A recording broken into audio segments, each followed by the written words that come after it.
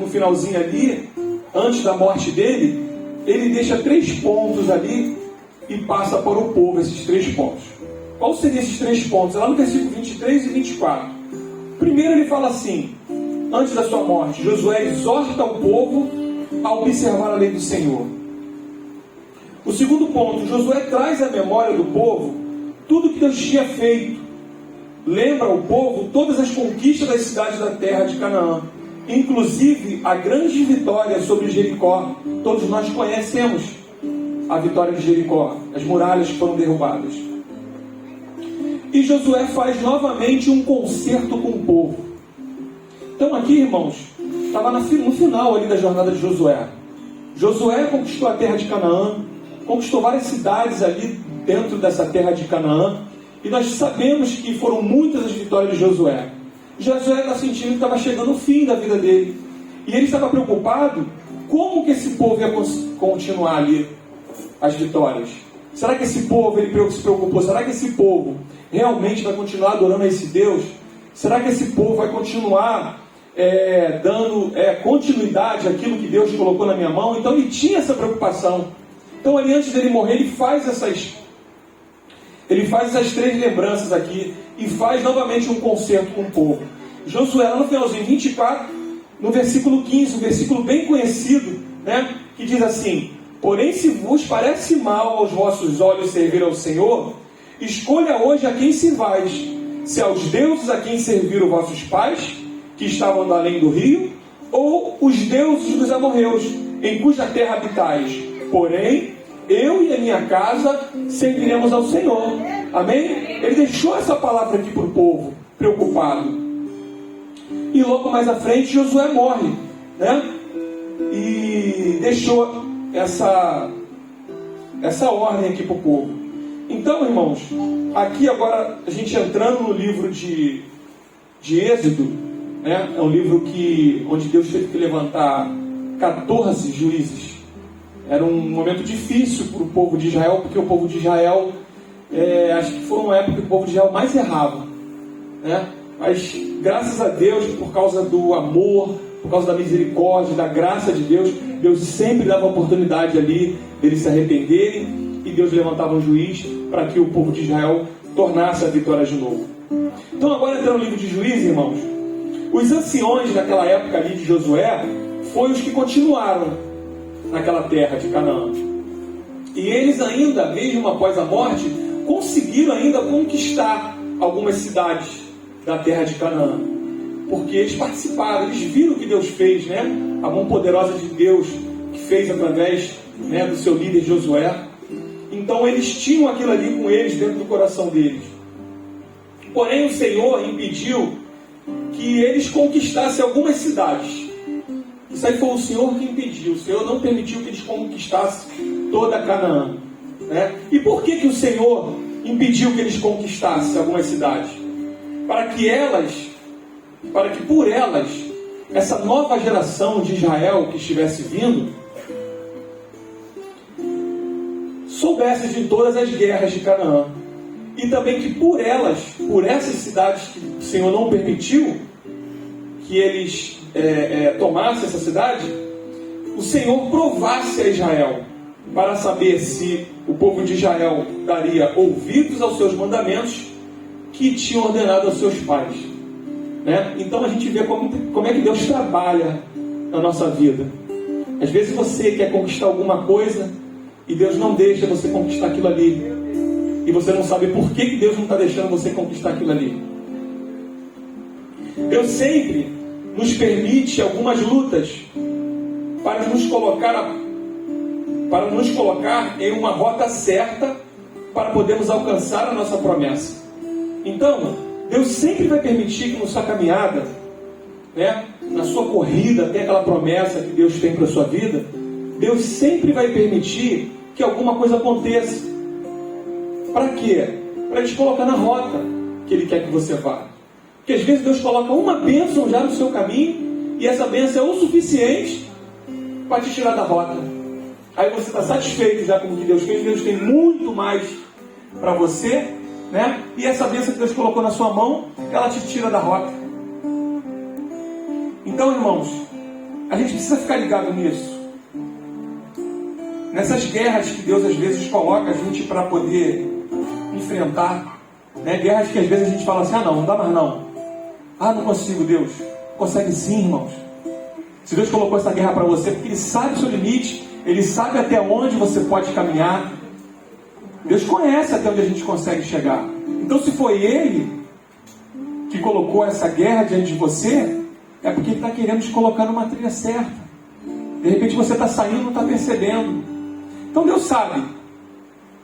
Passando mais algum tempo, irmãos, esses anciões da época de Josué, eles vão sumindo, né? Porque o tempo vai passando e alguns foram morrendo. E aí permanece a nova geração de Israel, aquela geração que Josué lá atrás estava preocupado se eles realmente seguiriam as leis do Senhor, né? Direcionada por Moisés. E infelizmente, irmãos, começa ali no livro de Juízes, essa nova geração deixando de servir ao Senhor, se ajuntando a outros povos e servindo a outros deuses. E aí o que acontece? A ira do Senhor se levanta contra a nação de Israel. Por causa de quê? Por causa da idolatria. Se ajuntaram com outros povos. Deus deixou aqueles povos lá realmente para sentir no coração do povo de Israel se eles seriam filhos.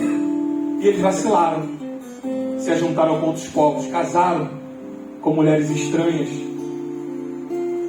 Adoraram a outros deuses. E uma das coisas que Deus mais odeia no povo de Israel era o que naquela época?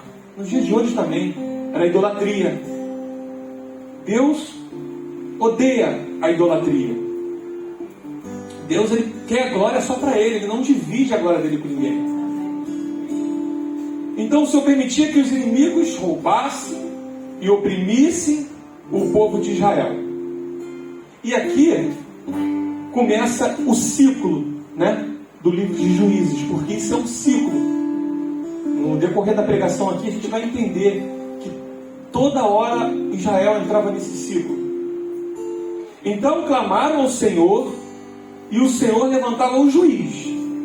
E o Senhor era com esse juiz e libertava o povo das mãos do inimigo. Ou seja, Deus sempre tinha que estar levantando um juiz para que através daquele juiz ele levasse o povo ao arrependimento e ele novamente Deus dava descanso para o povo de Israel. E assim se repete esse ciclo de apostasia do povo de Israel, onde Deus precisou de levantar 14 irmãos, 14 juízes. Olha quantas vezes ali o povo errava durante esse período aqui do livro de Êxodo. E aqui eu já quero trazer alguma coisa, irmãos, sobre o que Deus fala sobre você se juntar com outros povos, né? Você fazer uma aliança errada. Deus nosso Deus é um Deus de princípios. Ele não abre mão de princípios. E um dos princípios que Deus não abre mão são alianças erradas que o seu povo faz. Eu tive uma experiência lá na minha empresa que eu fui fazer uma aliança errada. Hoje eu vejo uma aliança errada, mas na hora eu meio cego falei, não, vamos embora, vamos fazer. Aqui algumas pessoas sabem que eu compro e vendo carro, eu tenho uma loja de carro. E um amigo de muitos anos, lá de onde eu nasci e fui criado, eram pessoas, as pessoas mais ricas que tinham lá naquela época, né? Aquelas pessoas de nariz bem em pé, veio me procurar numa situação bem difícil, né? E ele tinha 2 carros para vender. Ele perguntou para mim, Joel, você não pode botar na tua loja esses carros meus aí para vender? E eu pensei, conversei com a minha esposa também, e acabei caindo nessa, irmãos. Esse amigo, ele e a sua família, eles serviam a Baal, servem até hoje, e eu não parei para pensar nisso, né? Eu olhei e fiquei um pouco com pena. Ele precisava daquilo ali, era de onde ele ia tirar o sustento dele. E eu fiz essa aliança, irmãos. Irmãos, pensa numa aliança errada, que te traz uma tristeza, te traz angústia. em prejuízo isso, obrigado, que prejuízo que me trouxe. Porque durante um mês que aqueles carros estavam lá, a minha loja não vendia um carro. Meu Deus. Nem o dele. Eu falei, cara, não é normal. Eu falei, tudo bem, o mercado está ruim. A crise... Olha aqui uma cliente minha aqui, ó. Tudo cresce, né? Amém. E aconteceu isso, irmãos. Durante um mês, eu fiquei travado, não sabia o que era. Eu falei, meu Deus, o que está acontecendo? E como é que Deus me mostrou isso? Eu fui num culto lá na Advec do Recreio, foi uma conferência da família, e estive lá participando desse culto. E durante esse culto, o pastor que pregou lá, foi esse pastor que vai pregar aí com a gente também na nossa conferência, Cleo Holanda. Ele é um psicólogo muito conhecido no nosso campo. E ele pregou sobre aquela passagem lá de Davi, quando Davi sai com os seus guerreiros, né? E ele vai fazer uma aliança errada. E quando Davi volta, o que acontece? Os inimigos saquearam tudo dele. Levaram a família, levaram filhos. E ele pregando sobre isso, ele começou a martelar em cima de aliança errada. Eu falei, meu Deus, está falando comigo. E ali ele foi batendo, aliança errada. E eu colocando minha mente lá no meu problema que estava passando. E ali Deus foi me mostrando. E eu não tomei nenhuma atitude, irmãos. Isso foi numa quarta-feira. Mas ficou aquilo no meu coração remoendo. Já estava indo para 2 meses. E 2 meses a loja sem vender um carro. Então imagina o prejuízo. Quando chegou na mesma semana, no domingo, foi um culto da família que tivemos aqui. Quem pregou aqui foi o pastor Renato Gomes, pastor da Advec aqui de Realengo. Ele trouxe uma palavra. Qual foi a palavra? A mesma palavra. E ele veio batendo em cima de quê? Aliança errada. Eu falei, meu Deus do céu, minha vontade era pegar o telefone ali do altar, que eu estava sentado ali, minha vontade era na mesma hora mandar uma mensagem para no dia seguinte tirar aqueles carros de lá. E eu pedi uma informação a algum pastor, um pastor conhecido meu, eu falei, pô, isso. Ele falou, irmão, arranca esses carros do teu arraial o mais rápido possível, senão tu vai falir. E assim eu fui, conversei com o rapaz, ele foi lá e arrancou o carro de lá. Irmãos, no mesmo tempo que ele tirou o carro de lá, as coisas voltaram a acontecer. Então a gente precisa estar muito atento, e eu quero passar isso para vocês. São experiências da nossa vida, né, que servem para alguém que está sentado aí. Irmão, fuja de aliança errada. Faça aliança com quem expressa a mesma fé que você. Faça aliança daquelas pessoas que adoram o mesmo Deus que você adora. E eu tenho certeza que essa aliança vai dar certo. Amém? Mas fuja de aliança errada. Não permita, irmão, que esse ciclo que já é o passado faça parte da sua vida. Busque uma verdadeira intimidade com Deus.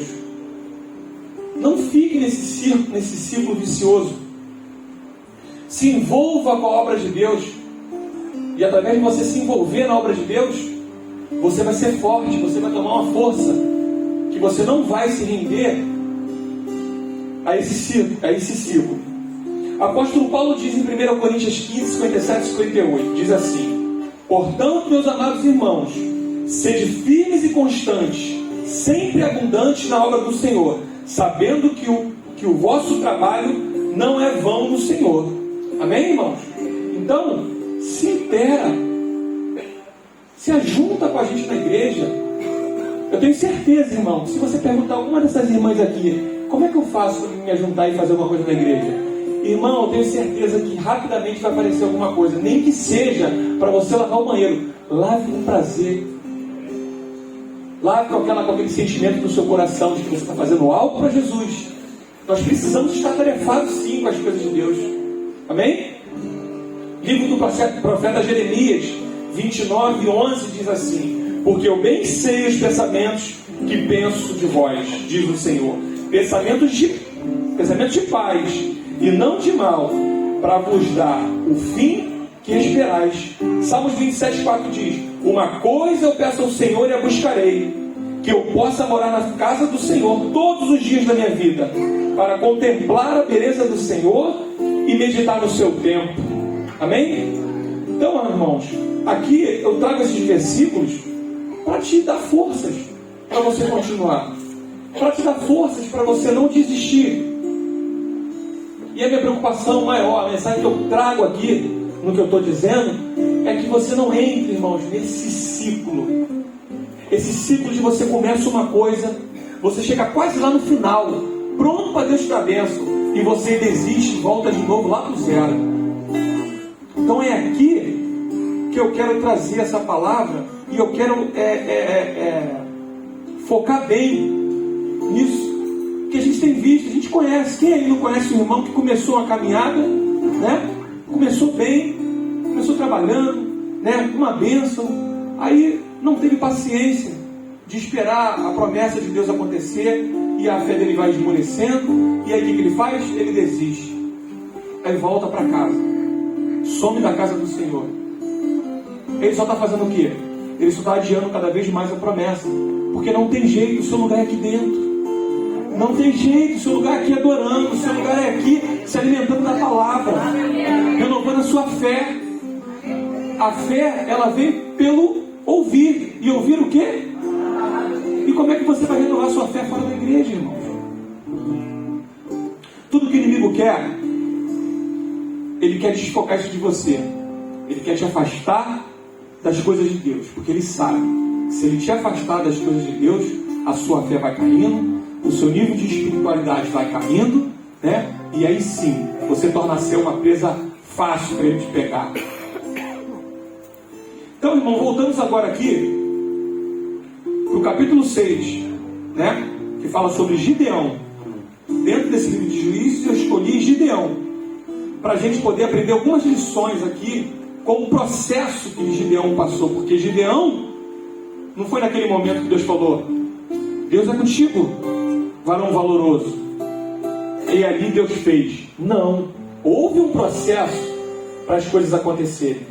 E eu quero explanar com vocês aqui. Peço que vocês acompanhem comigo na Bíblia, que eu vou ler algumas coisas, tá? E eu quero explanar com vocês como foi esse processo de Gideão. Não foi fácil não, irmãos.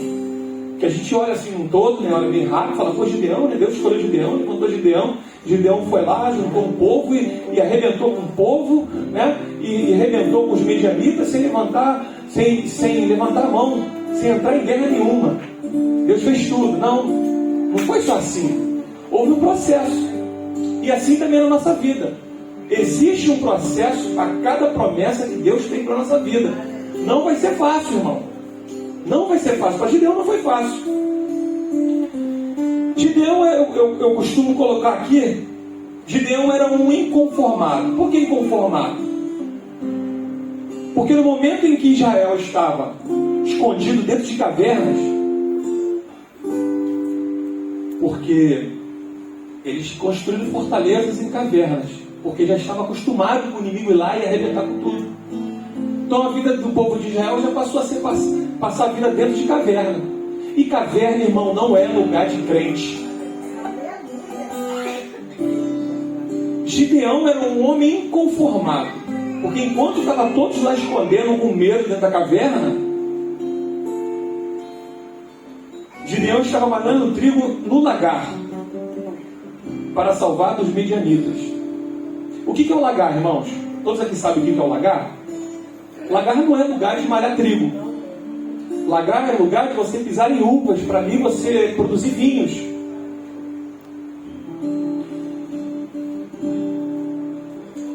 Trigo, o lugar de malhar o trigo é na eira. O que é eira?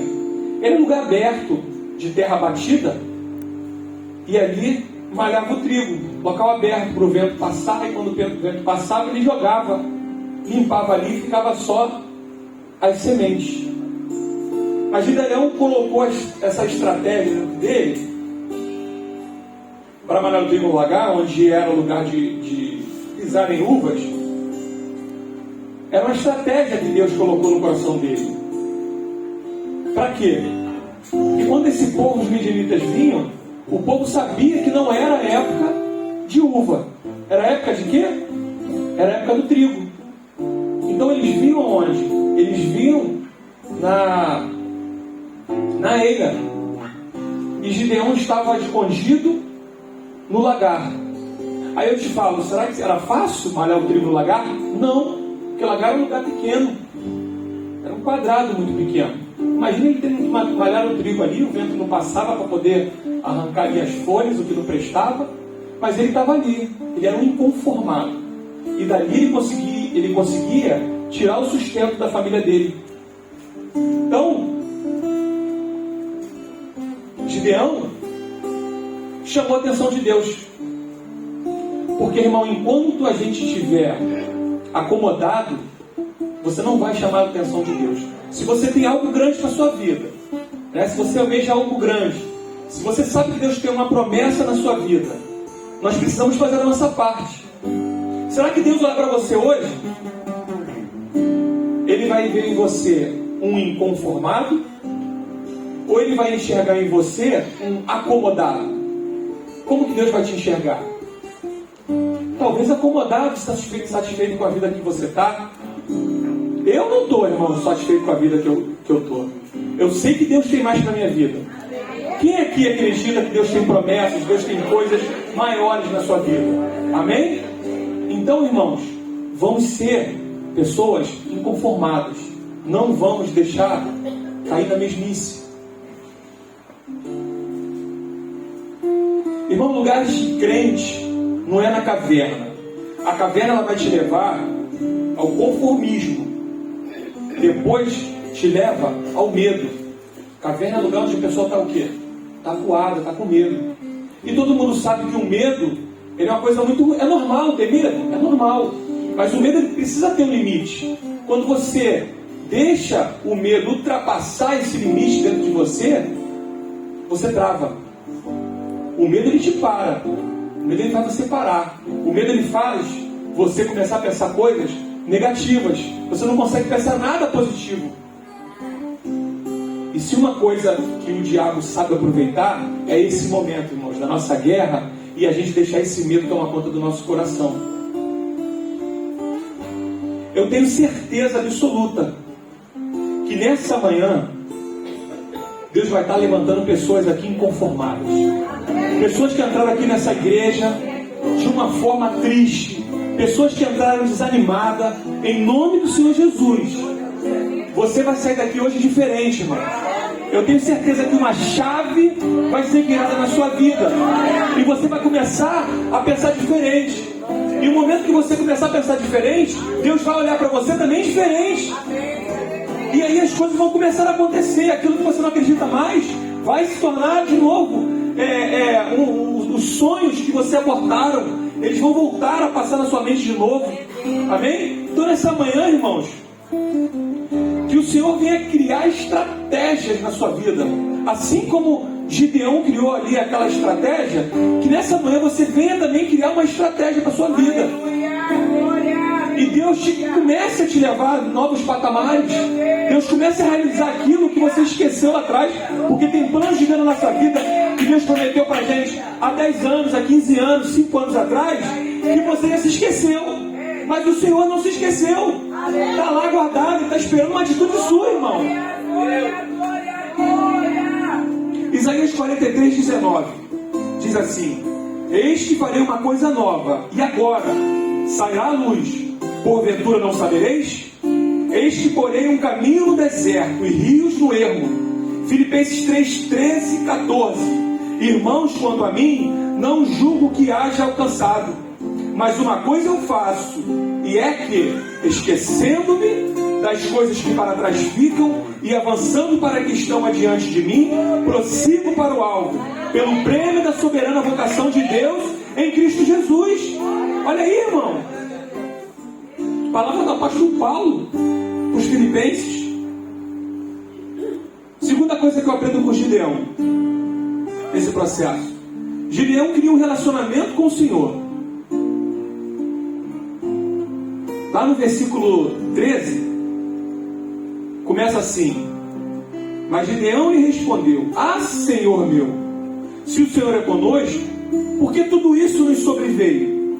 E o que é feito de todas as maravilhas que os nossos pais nos contaram, dizendo: não nos fez sair o Senhor do Egito, subir do Egito? Porém agora o Senhor nos desamparou e nos deu na mão dos medianitas. Então o Senhor olhou para ele e disse: vai nessa tua força e livrarás Israel das mãos dos medianitas. Porventura não te enviei eu? Aí o Senhor falou com ele de novo, fortalecendo ele. E ali é onde Gideão começa a criar um diálogo. Relacionamento com Deus. Como está o seu relacionamento com Deus hoje? Você tem orado bastante? Você tem lido a palavra de Deus? Irmãos, todas as vezes que você for sair de casa, que você tiver com o teu coração angustiado, que você tiver com falta de fé, não saia de casa sem antes você dobrar o seu joelho, ler uma palavra, buscar a presença de Deus. E eu tenho certeza, Deus vai te renovar naquele momento. Mas não saia desse jeito, irmãos, porque você corre um grande risco de passar um péssimo dia, porque você já saiu de casa ruim. Então, aqui é a segunda coisa que eu aprendo com Gideão. Quando Gideão entra em relacionamento com Deus, Deus muda a forma de Gideão pensar. Porque Gideão questionou logo: ah, Senhor, mas por que a gente está passando por tudo isso? Deus muda a forma de Gideão pensar, alinhando os pensamentos dele com os de Deus. Então o Gideão passa a confiar no plano que Deus tinha para ele. Através de quê? Através do relacionamento. Como é que você vai receber uma direção de Deus se você não tem relacionamento com Ele? Você vai vir na igreja, na consagração, você vai vir na quarta-feira, você vai vir no domingo, mas e aí, quando você botar o pé lá fora? Acabou o relacionamento só serve aqui dentro? Não! Lá fora, irmãos, tem que ser até maior do que aqui dentro, porque lá fora é que a coisa pega. Aqui, a gente adorando, a gente louvando, né? A gente se renova sim, mas a luta é lá fora. É quando você bota o pé lá no seu trabalho e aquele demoniado lá está lá na tua frente, lá, doido para que você caia, doido para tomar a sua vaga. É quando você sai e você chega lá fora e o inimigo já te abraça, querendo te colocar medo, querendo te colocar depressão.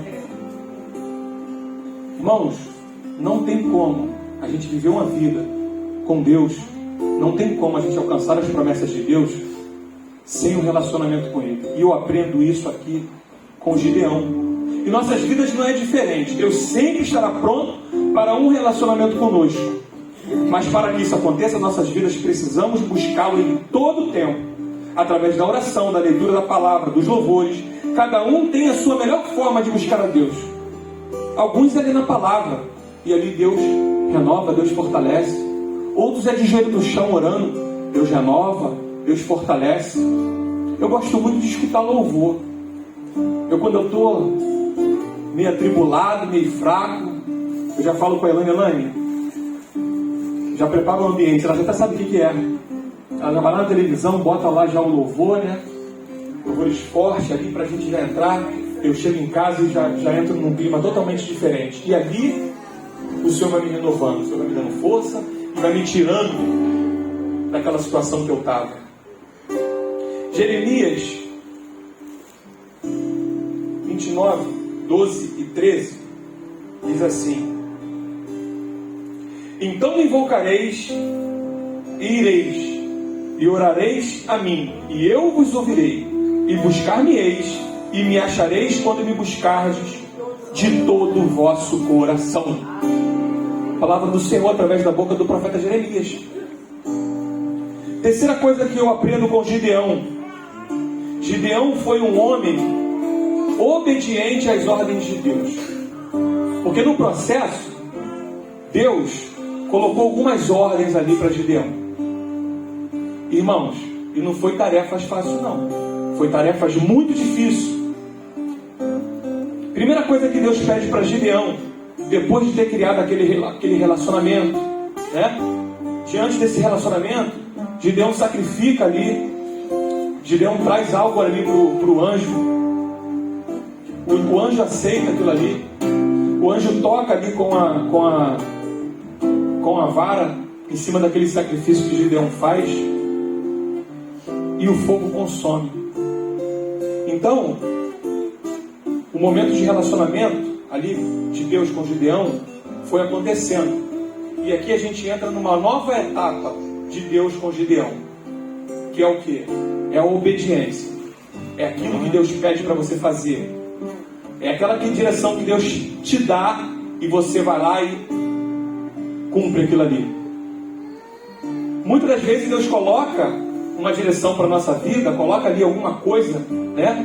Um caminho ali para a gente trilhar, algo que a gente precisa fazer, e a gente fala assim, não, isso não foi Deus não.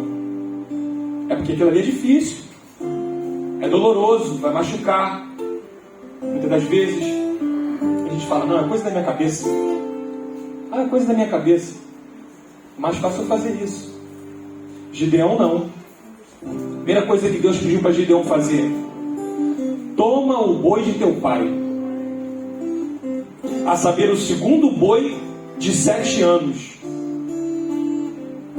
O que o boi significava para a família de Gideão naquela época? O boi significava provisão. E ele pede para que Gideão vá lá e pegue o segundo boi, o boi de 7 anos do seu pai, para sacrificar. Olha que tarefa. Você teria coragem? Se Deus pedisse para você pegar algo de muito valor seu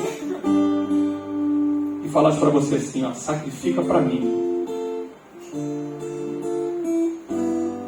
Deus pediu a Abraão o seu filho Isaac. Tarefa difícil? Quem aí teria coragem? Por que Abraão é conhecido como amigo de Deus, pai da fé? Porque ele ia entregar o seu filho. Chegou a levantar o cutelo. Se não fosse Deus ali, Abraão! Abraão sacrificava o filho dele. E aí a gente vê a promessa de Deus como se cumpriu na vida de Abraão. Pai de nações. Tudo foi confirmado. Tudo que Deus prometeu para ele. Pediu também para que Gideão derrubasse o altar de Baal que era de seu pai e cortar o bosque que está ao pé dele. Outra coisa difícil. Você imagina você entrar num outro lugar, numa outra religião, e você ir lá e derrubar o ídolo daquela pessoa, e sabendo que muitas pessoas servem aquele ídolo, você está correndo risco de vida. Outra coisa que eu aprendo é que a gente não consegue fazer nada sozinho. Gideão precisou de 10 homens. Homens que expressavam a mesma fé dele, que estavam na mesma visão dele, para poder derrubar aquele altar. Porque ele cumpriu aquilo que Deus pediu a ele. Todas as tarefas ele foi lá e fez. Mas ele levou 10. Ele não foi sozinho. Amém? Amém. Irmãos, Deus nunca nos dará vitória sem que antes derrubamos o altar de Baal em nossas vidas. E o que pode ser o altar de Baal para nós?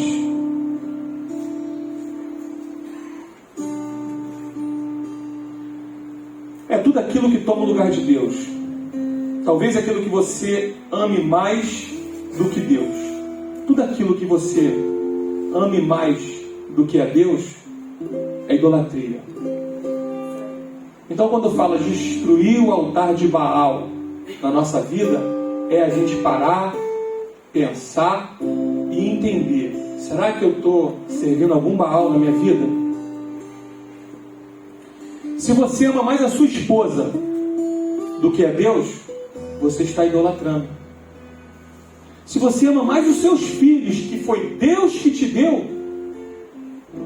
do que amar a Deus, você está idolatrando. Talvez, quem aqui é flamenguista?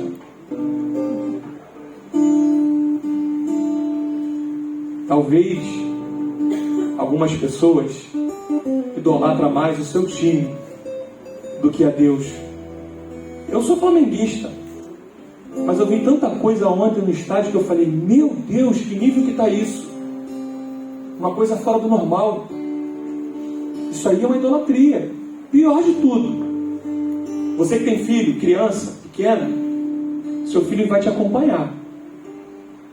E lá na frente, de repente, quando você acordar e você quiser fazer alguma coisa, ele já está também idolatrando um time e quer estar em todas as partidas, dá a vida pelo time.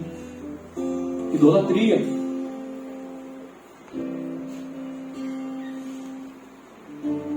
então, irmãos, precisamos ficar atentos com isso.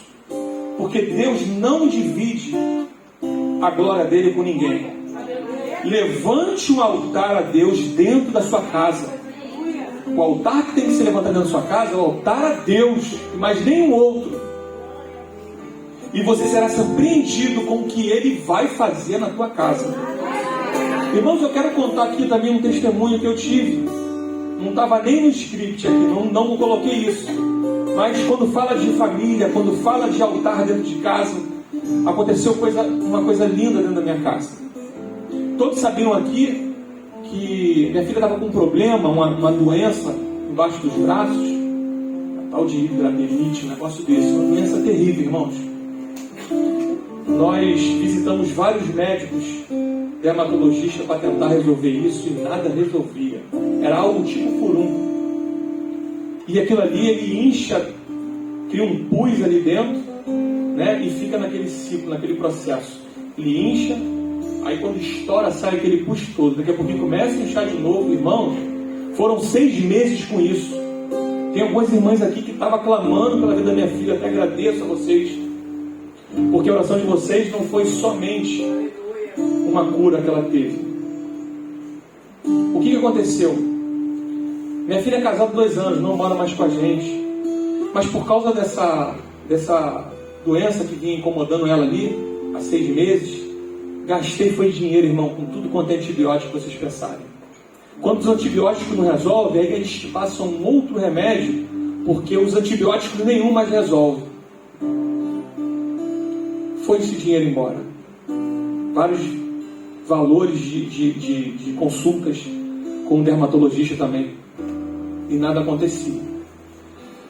E nós tivemos a oportunidade dela ficar um pouco com a gente lá em casa. Cuidar dela um pouco, né? Ela sentiu de repente uma necessidade de ser cuidada pelos pais, né? 6 meses naquilo ali, ela foi lá para casa. E o que aconteceu dentro da minha casa nesse tempo que ela estava lá? Deus revelou primeiro para minha esposa que ela estava ali querendo um aconchego e que tinha algo ali dentro dela que precisava ser curado. E era comigo. Irmão, você foi um péssimo pai? Não. Eu fui um bom pai. Mas as coisas que eu deixei de fazer como pai, por exemplo, afeto, você na sua correria, né? Coisas lá da infância dela que ainda estava guardado dentro do coração dela. E minha esposa identificou isso. E um dia, voltando do trabalho, a esposa trabalhando comigo, ela contou isso para mim. E eu relutei, falei, não, eu fiz de tudo pelos meus filhos, fiz de tudo por você. Nossa, como eu trabalho. Irmãos, eu tive pânico, eu tive depressão, passei por cima disso, e sempre pensando em dar o melhor para minha família, sempre pensando em dar o melhor para os meus filhos. Mas não é só isso, irmãos. Às vezes nossos filhos precisam de um abraço. Às vezes nossos filhos precisam um pouco de tempo dos pais para com eles. Mas eu relutei com ela. E eu relutei, falei, não é possível. Não, cara, eu fui sim um bom pai. Amor, você foi um bom pai. Mas faltou algo. E esse algo está lá dentro dela, que precisa ser sarado. Irmão, pensa numa pessoa que ficou injuriada. Foi eu. Eu desci do carro de cara feia, passei pela minha filha lá na sala. Eu falei, não é possível, cara. Tudo que eu fiz então foi em vão? Irmãos, quando eu fui para o banheiro, que eu fui tomar banho, Jeová me pegou no chuveiro. Pensa numa pessoa arrependida. Pensa numa pessoa que chorava igual criança. E Jeová ministrando comigo. Sim, você furou lá atrás, sim. Reconheça. Mas o mesmo Deus que está falando isso para você é o mesmo Deus que está pronto aqui para te sarar, para sarar o coração da sua filha, para te perdoar. E eu chorando igual criança, não queria sair do chuveiro. Eu falei, meu Deus do céu, o que é isso? Mas sai diferente. Deus foi lá e colocou aquela semente, né? E eu chorei, irmão, quase 1 hora, abraçado com a minha filha, pedindo perdão. E ela chorando também, aquela coisa gostosa. Ela, tá bom, pai, chega, você vai passar mal. Irmão, mas eu não conseguia parar de chorar. Era uma coisa muito gostosa que Deus estava trabalhando dentro de mim. E eu não conseguia, eu me controlava, era uma coisa incontrolável. Amém. Passou-se um dia, passou 2 dias, e a gente foi observando ela. E eu falei, mãe, como é que está lá o negócio? Porque ele começou a dar do outro lado também, irmão. Foi dos 2 lados. Você imagina ela ter que ficar só assim, ó. Não conseguia erguer os braços. Era um copo de puxa que saía.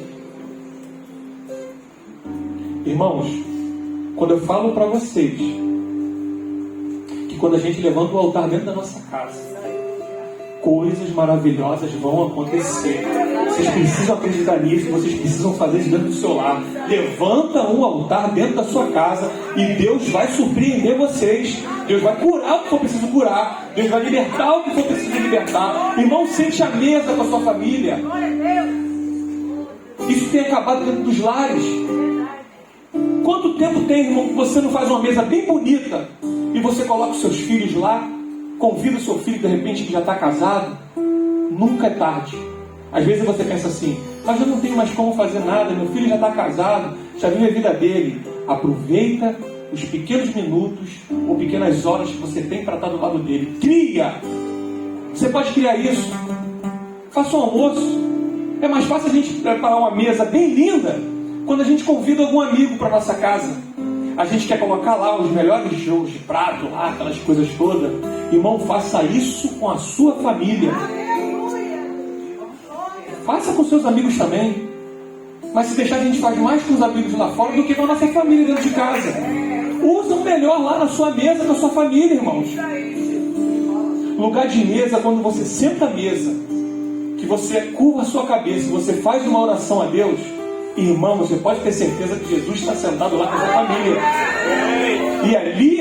E ali naquele ambiente, a cura acontece, a libertação acontece. Você fala olho a olho com o seu filho, você fala olho a olho com a sua esposa. E é isso que Deus quer, irmãos. Nós precisamos fazer isso dentro da nossa casa, levantar um altar.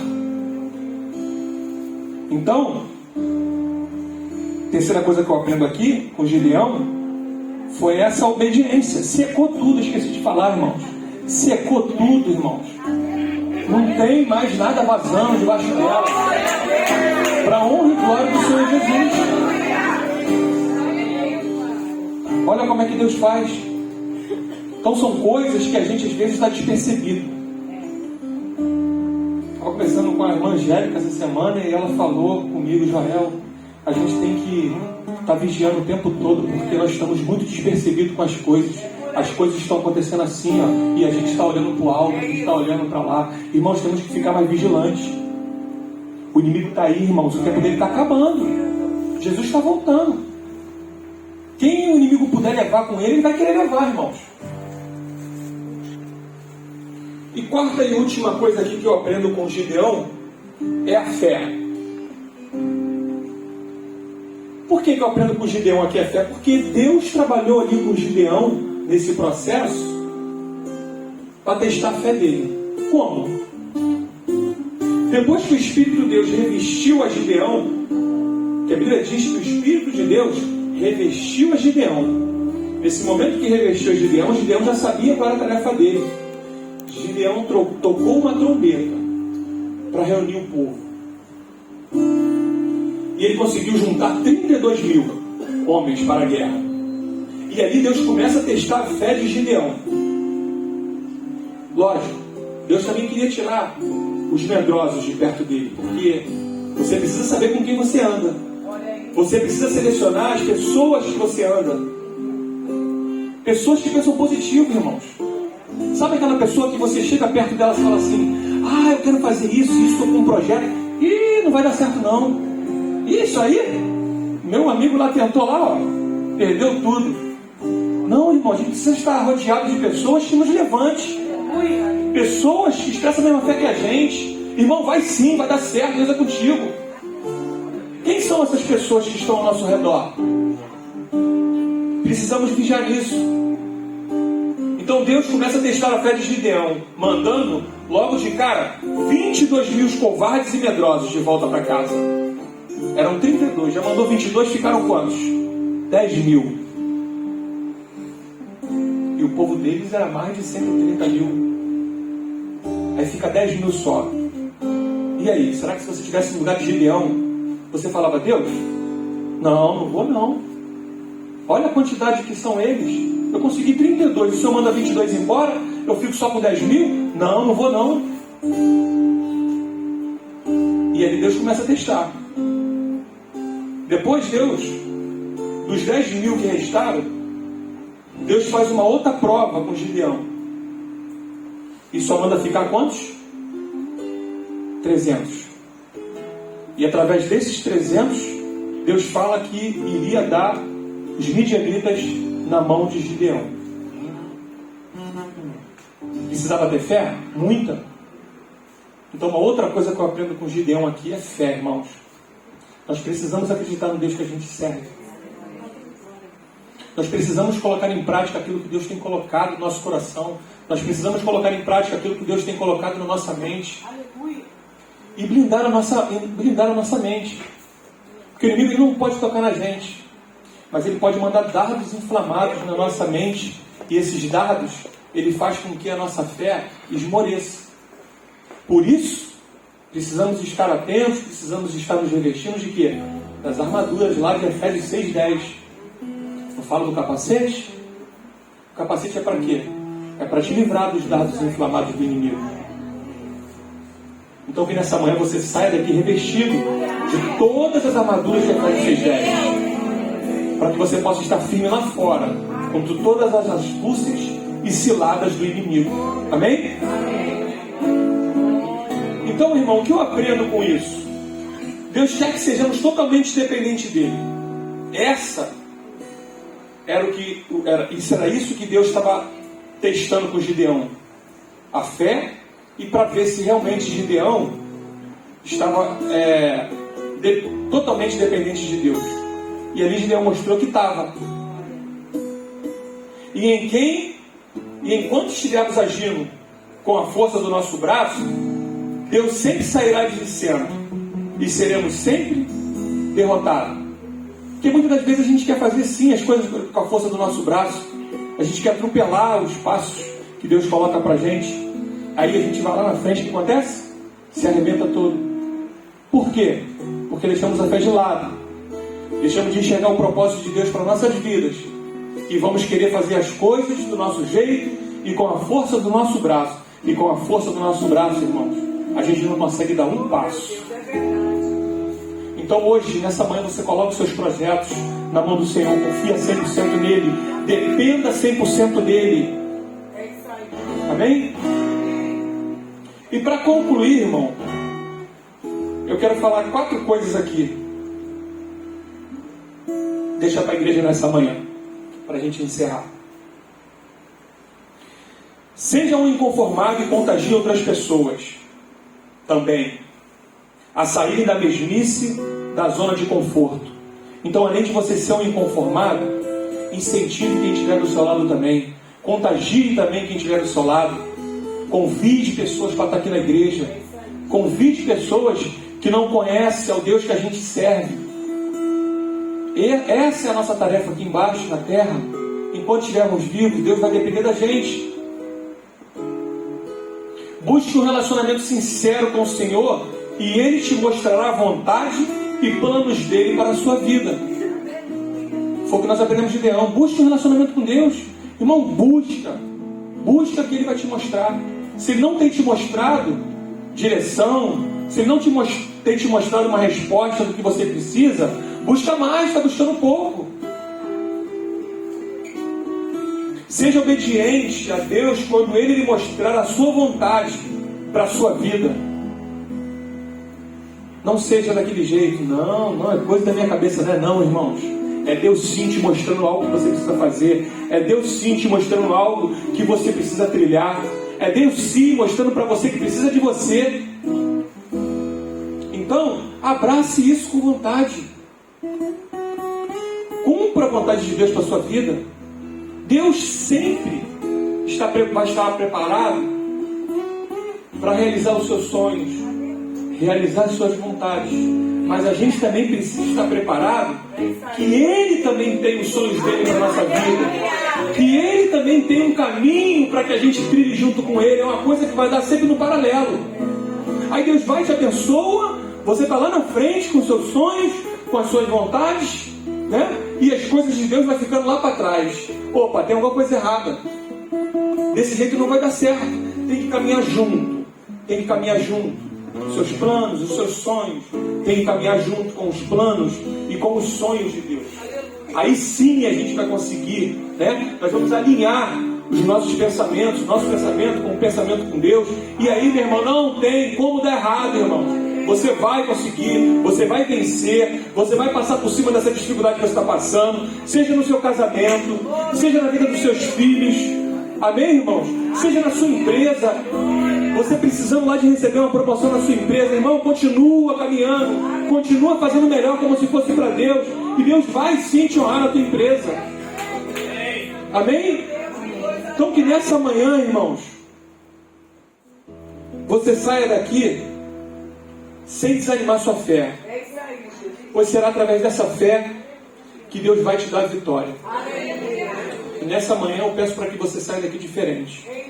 Se entrou alguém aqui nessa manhã depressivo, triste, com síndrome do pânico, em nome de Jesus, já caiu por terra. Você vai sair diferente dessas portas. Você vai sair lá fora lá e você vai fazer assim, ó. Você vai respirar e vai falar: graças a Deus, Deus é comigo. Amém, irmãos? Essa, irmãos, é uma palavra que Deus ministrou comigo, bateu muito em mim com essa palavra. Falei: Deus, eu preciso trazer uma palavra para o povo, e o Senhor está trazendo palavra só para mim. O que está acontecendo? Mas é assim, Deus primeiro falar para a gente, para depois a gente passar para o povo.